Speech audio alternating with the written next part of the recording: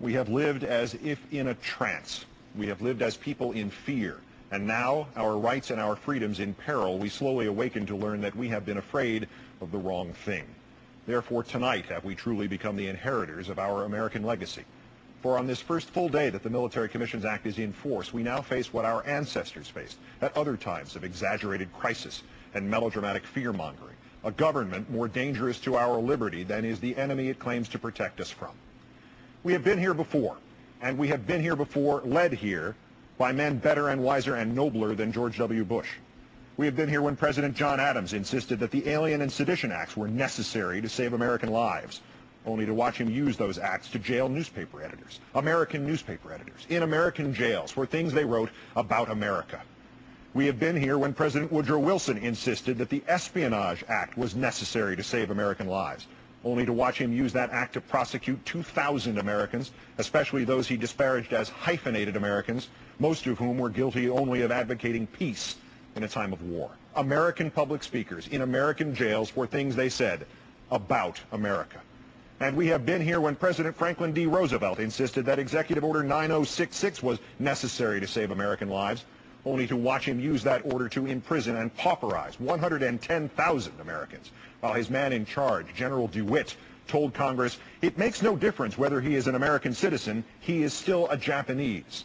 American citizens in American camps for something they neither wrote nor said nor did, but for the choices they or their ancestors had made about coming to America. Each of these actions was undertaken for the most vital, the most urgent, the most inescapable of reasons. And each was a betrayal of that for which the president who advocated them claimed to be fighting. Adams and his party were swept from office and the Alien and Sedition Acts erased. Many of the very people Wilson silenced survived him, and one of them even ran to succeed him and got 900,000 votes, though his presidential campaign was conducted entirely from his jail cell. And Roosevelt's internment of the Japanese was not merely the worst blight on his record, but 4 decades later it would necessitate a formal apology from the government of the United States to the citizens of the United States whose lives it ruined. The most vital, the most urgent, the most inescapable of reasons. In times of fright, we have been only human. We have let Roosevelt's fear of fear itself overtake us. We have listened to the little voice inside that has said, "The wolf is at the door. This will be temporary. This will be precise. This too shall pass." We have accepted that the only way to stop the terrorists is to let the government become just a little bit like the terrorists. Just the way we once accepted that the only way to stop the Soviets was to let the government become just a little bit like the Soviets, or substitute the Japanese, or the Germans, or the socialists, or the anarchists, or the immigrants, or the British, or the aliens. The most vital, the most urgent, the most inescapable of reasons. And always, always wrong. With the distance of history, the questions will be narrowed and few. Did this generation of Americans take the threat seriously, and did we do what it takes to defeat that threat? Wise words, and ironic ones, Mr. Bush, your own, of course, yesterday in signing the Military Commissions Act. You spoke so much more than you know, sir. Sadly, of course, the distance of history will recognize that the threat this generation of Americans needed to take seriously was you. We have a long and painful history of ignoring the prophecy attributed to Benjamin Franklin that those who would give up essential liberty to purchase a little temporary safety deserved neither liberty nor safety. But even within this history, we have never before codified the poisoning of habeas corpus, that wellspring of protection from which all essential liberties flow. You, sir, have now befouled that spring. You, sir, have now given us chaos and called it order. You, sir, have now imposed subjugation and called it freedom, for the most vital, the most urgent, the most inescapable of reasons. And again, Mr. Bush, all of them wrong. We have handed a blank check drawn against our own freedom to a man who has said it is unacceptable to compare anything this country has ever done to anything the terrorists have ever done. We have handed a blank check drawn against our own freedom to a man who has insisted again that the United States does not torture. It's against our laws and it's against our values. And who has said that with a straight face while the pictures from Abu Ghraib prison and the stories of waterboarding figuratively fade in and out around him. We have handed a blank check drawn against our own freedom to a man who may now, if he so decides, declare not merely any non-American citizens unlawful enemy combatants and ship them somewhere, anywhere, but may now, if he so decides, declare you an unlawful enemy combatant and ship you somewhere, anywhere.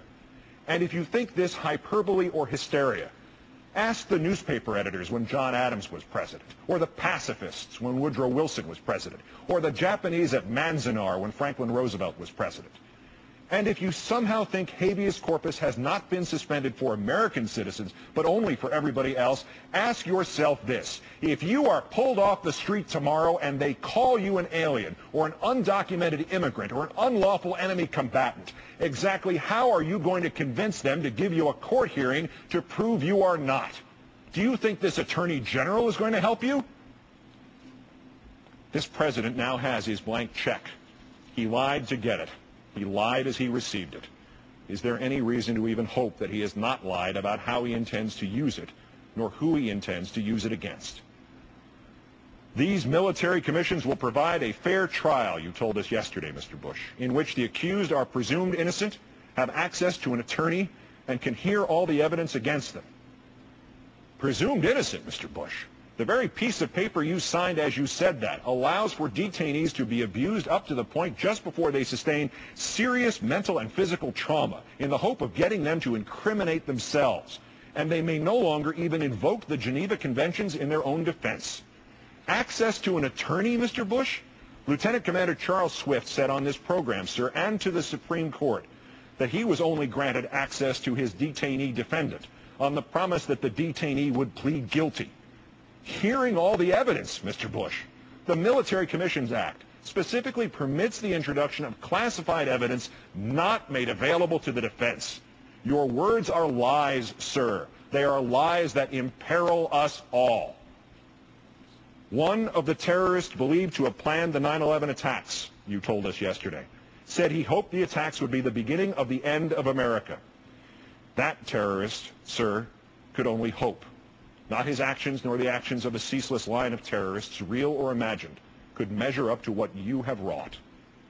Habeas corpus, gone. The Geneva Conventions, optional. The moral force we shined outwards to the world as an eternal beacon and inwards at ourselves as an eternal protection, snuffed out. These things you have done, Mr. Bush, they would constitute the beginning of the end of America.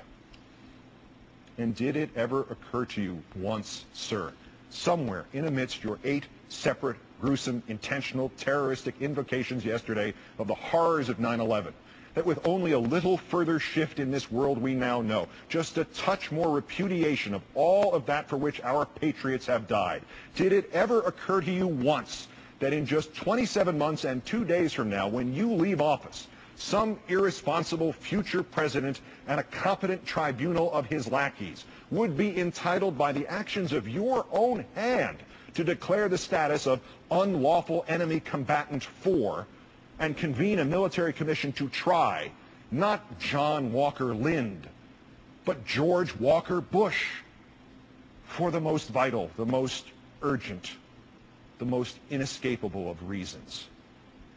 And doubtless, sir, all of them, as always, wrong.